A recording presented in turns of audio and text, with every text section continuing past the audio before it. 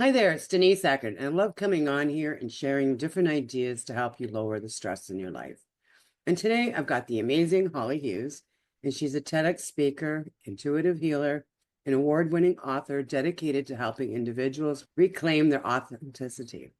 After years of working in TV production, including on Election and Seventh Heaven, I used to watch Seventh Heaven, Holly transformed her life following her viral essay on sexual harassment, published years ago before Me Too. Now, as a coach, Holly leads the Real Not Perfect Academy, a transformative program designed to help people heal from the past, break free from limiting cycles, and step into their true selves. She also has a best-selling book, Real Not Perfect. I love that title. Welcome, Holly. Thank you. Thank you for having me. Exactly. So, what inspired you to do this type of work? That is such a good question. I think that I always had like my intuitive gifts, but I didn't know that you didn't. So I didn't know it was special and I didn't really have control over it.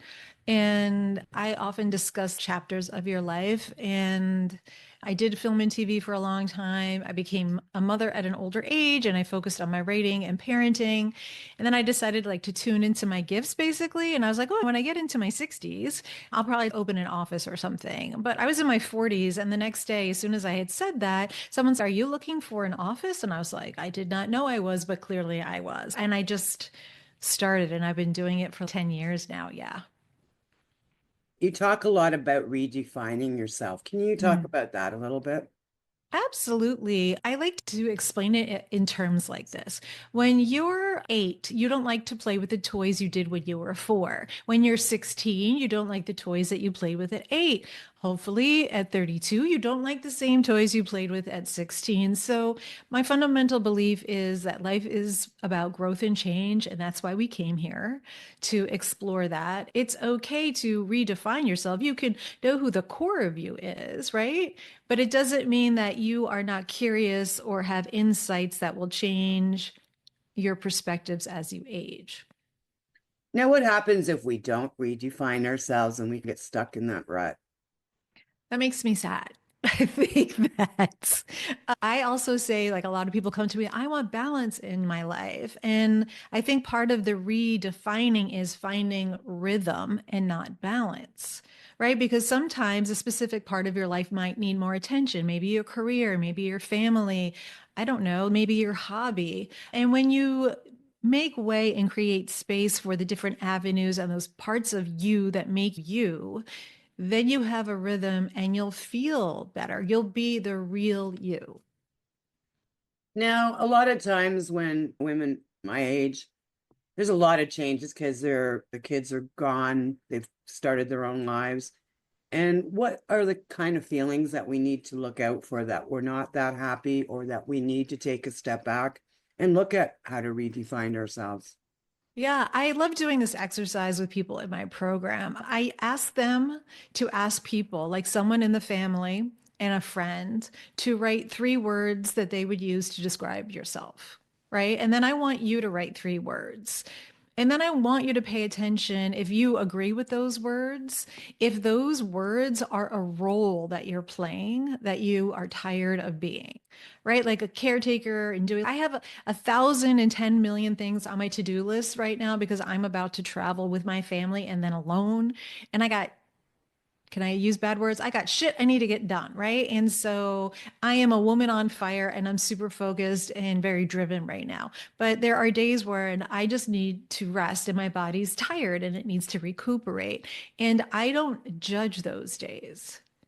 I think when you're really okay with what phase you're in, then you're not judging it. Do I wish things sometimes were easier or faster? Yeah, I'm a person. I'm not perfect. Again, that's not what I'm going for.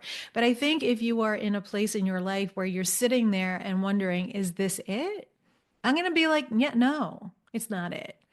But you have to be able to start with honesty. And that is sometimes where I spend a lot of time with people because they will have to like really get down and dirty with what they do know about themselves and sometimes uttering like where they were okay with settling that they're not okay with settling anymore. And that can be scary. Yeah, because I can see it. I don't have children myself, but I can see a lot of women who have children do settle because there's other important things. Let's pick your battles, fight the battles that you pick, and leave the other ones alone. Now, if someone's listening to this and goes, yeah, I need to make some changes in my life, what are the first steps that they can take? Yeah. So again, my first step is honesty. So you might want to try a simple exercise of automatic writing, which is whatever your dominant hand is, you ask yourself a question and then you switch the pen. It's longhand. I know, crazy. And whatever comes out longhand. And like a very gentle way to start is, what do I want today? So, like sometimes when people come to me and they're in the middle of a funk, I will ask them what brought them joy when they were younger. And I ask them when was the last time they did something like that. And a Yeah. lot of times people will be like, oh, I don't do that anymore because I'm not good enough, or I'm not excellent at it, or I can't make money doing that. But a hobby is not supposed to be monetized. Like, I believe self care is time spent where you lose track of time. Like, I still dance. Man, do I take Advil and Aleve before I dance and I wrap myself up. I have all the things, right? But it still brings me such joy. If you see me on social media, you will see Saturday is dance day. And I am by far the oldest in the room. Most of them could be my children, maybe a few grandchildren in there, if I'm honest. But it doesn't matter because it makes me happy. It makes me happy. I have to turn off the inner critic sometimes. I went and bought myself a watercolor kit because I saw someone on TikTok doing watercolor. I was like, let me try. We don't do that as adults. We expect to be an expert in everything that we do instead of exploring. And so the first step is to open the door to exploration. Yeah. I remember there was something Mel Robbins says that you are not an expert, you're new at this. And Mm-hmm. we do. We think that the minute we come out of the gate, we're the expert. And if we're not the expert, we criticize ourselves or we shame ourselves and we're so hard on ourselves. Now, you talk a little bit about self-care and hobbies. How can you put those together for us today?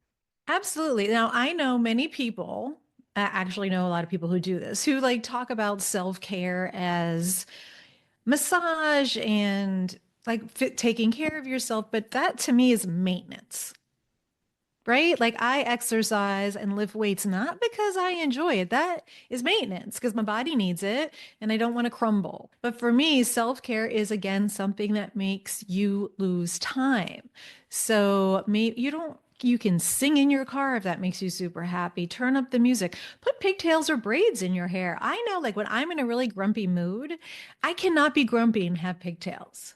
So for me, that's self-care because they still like move like when I was a little girl, right? Do you remember like bangers in your hair and they would like swing? I don't know if you call them the same thing in Canada, but those big balls, do you remember that your fingers always got smashed with? Oh, yeah. Yeah. It could be like walking with your dog or like singing. I don't know that I just feel like a lot of time it's more in the arts because if you do a sport, you can might get competitive.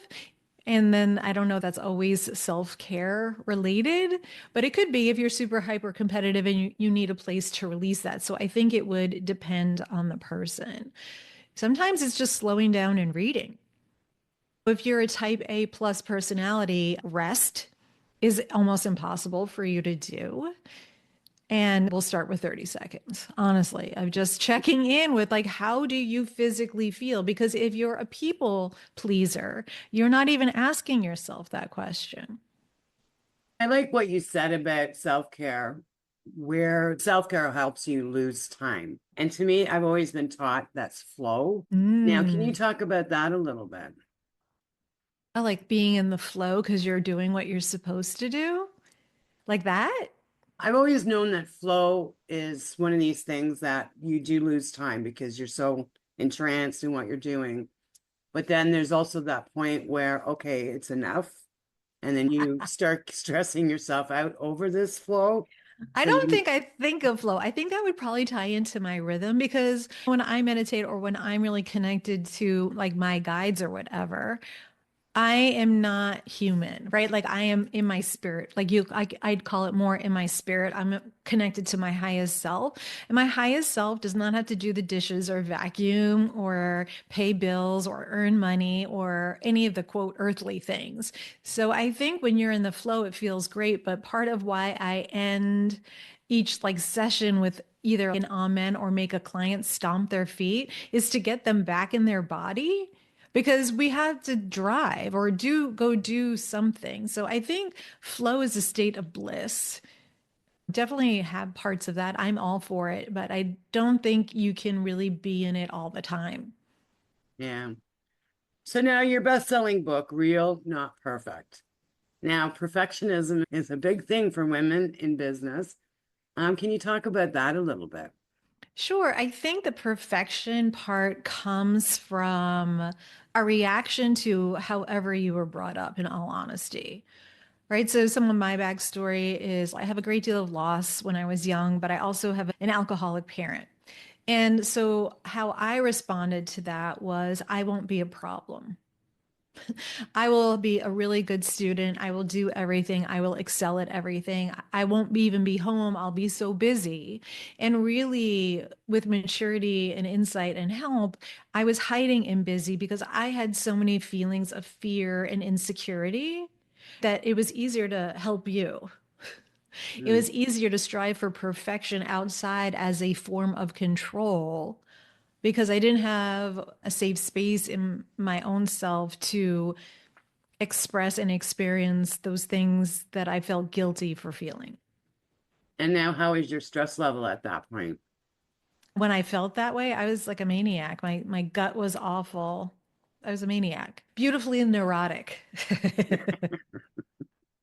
And you have to be because remember, I did 18 years in film and TV. And if you're not beautifully neurotic and needing to be seen in some way, you would never be attracted to that. Yeah. I used to do conferences too, and yeah, it was something else. So I love what you're saying, and I love to take the time for self-care and to do different hobbies. But a lot of times, especially if we are self-employed, how do we make that time without feeling guilty of not working on our businesses? Yeah, sure. I'd love to address that. So for me, I gave up dancing for a while, right? Because I was too busy. And then I put my foot down and I was like, I need to go back. And although, like for me, my family or my work or whatever would be like, but what about? They can also learn to manage their stuff. They can manage their anxiety. They can manage their own expectations. And then we can have an honest conversation. But it really ends up being that when I don't dance and I become exceedingly cranky because I'm not getting what I actually need because this emergency, semi-emergency, or whatever comes up, it got to the point where my family, they're like, no, go, we'll handle it. And I still think if you're not recharging your battery, it doesn't matter how hard you're working on your business, you'll burn out. Yeah. So it's like, it's really worth it. And it could be like, I'll just keep using myself, any kind of dance. So I love K-pop, which is Korean pop music, right? So for me, I take literally a K-pop dance class. I studied African dance for 20 years and went to a class where there are drummers and I have a whole community that does that. And if you are looking at me, you're like, you are neither of those. I'm a curious person and I like to show up and be in places, learn things that aren't part of my own personal culture. And that is what people will call quirky in me, but there's a giant planet and there's lots I don't know. And I think the world is just such an echo chamber right now. And I think, bless social media for people finding me, but ugh, social media is so much trash and it just pollutes, right? It just gives you the same thing.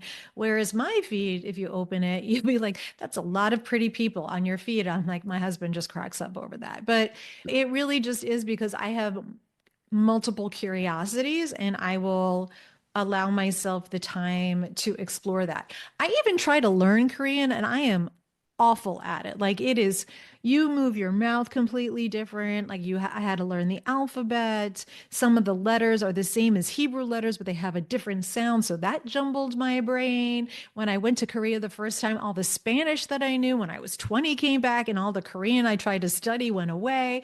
So see, you're laughing. But it's true. So you have to be able to like laugh at yourself and know that you can get through it. And those are the beautiful moments in life because as we age, we can remember and know our body will have like sense memory of stress in it. But that's not what we want. We want sense memory of joy, of connection, really. And I love that what you said too is that to create that list of the things that you used to enjoy doing when you were younger. But what happens if someone grew up in a household where, as yourself, where you were living either in a trauma Mm. situation or an alcoholic situation where they didn't get that opportunity to explore different things? What are suggestions that person that you can give them? Sure. There's a bajillion things available online, right? So I think if you have the slightest bit of curiosity, just YouTube it.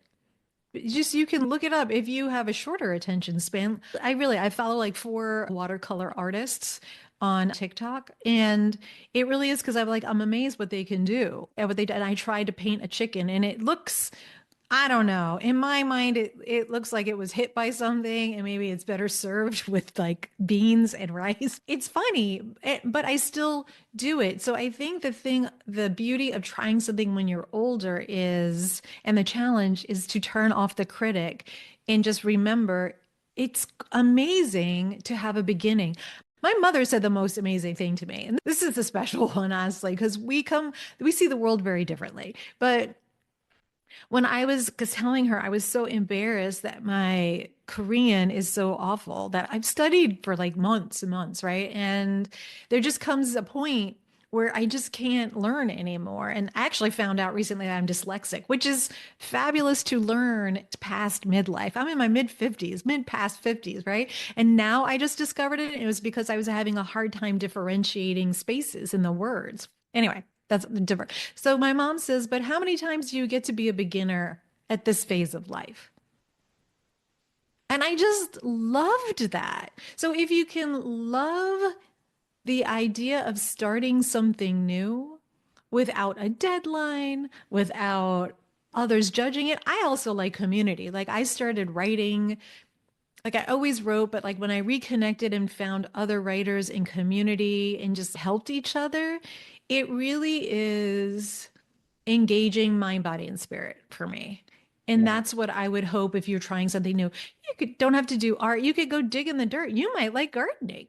That you just don't know, or go for if hiking. I'm trying to think if you have a mobility issue. Sometimes just being by a park and being out of what is your ordinary will create space for a divine inspiration to come.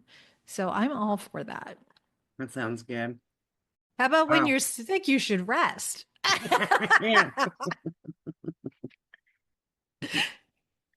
Now, a lot of times I do talk to different people that help people with stress, and some say rest is good, some Mhm. say more structured rest is good.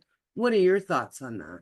I think it would depend individually on the person. I think if you're tired, a lot of people just ignore that Mm. and then they get sick. But because I do energy work as well, and like sessions with me include literally moving energy, which is like always my favorite part because I watch everyone's eyes change from the beginning to after that is done.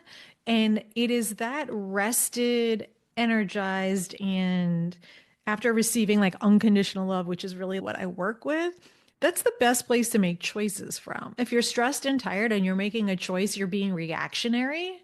And I'm all for it. I have a temper. I can be moody. Like I fully, but I won't make a choice in that. I will be like, oh my God, I just have to get this off my chest. I'm blah, blah, blah, and let it out.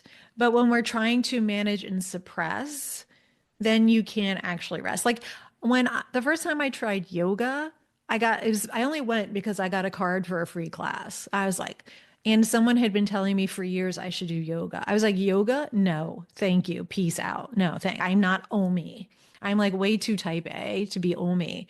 Nah, but I found a really good teacher. I ended up going on a yoga retreat to Brazil, made some amazing friends. See, again, you just don't know. If you are waiting for a free card, let's just manifest that. Who's ever listening? I hope you get a free something that helps you find something because you never know. I have so many injuries now that yoga hurts me a bit more than it helps, but I'll still dance, huh? Yeah. But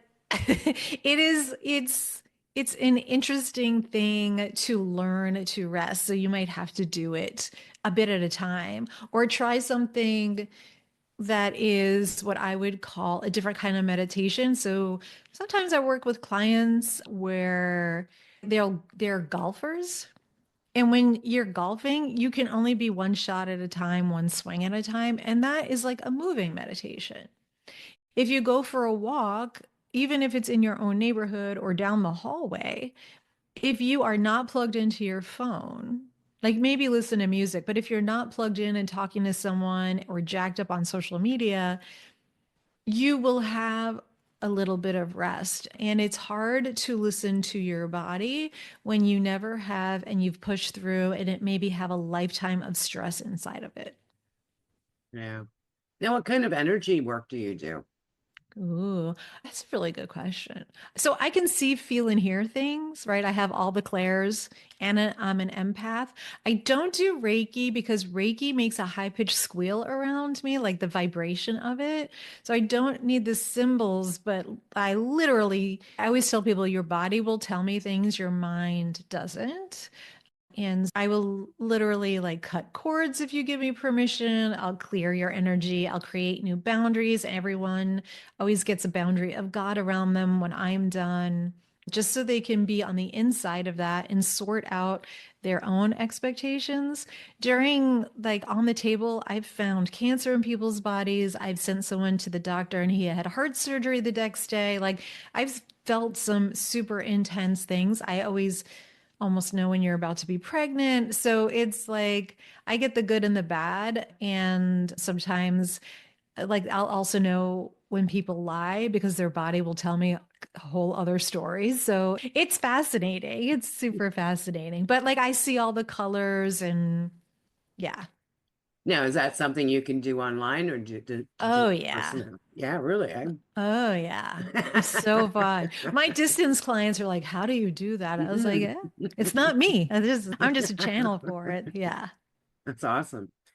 Okay, we're going to be wrapping this up. So, Holly, what are your final words of wisdom to the audience today? Holly's wisdom Holly, life's too short to wear uncomfortable bras or be in uncomfortable relationships. and uncomfortable jobs.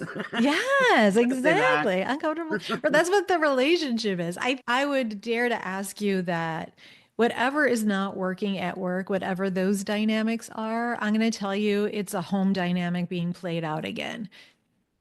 And maybe listening right now is your chance to face it and change it. Awesome. Thank you so much for your time today, Holly. It was wonderful. And I will be putting all your contact information where anybody is watching or listening to this. And if you have any questions, feel free to reach out and ask Holly questions. So, leaving you a gentle reminder to slow down and enjoy life, and I'll see you in the next episode.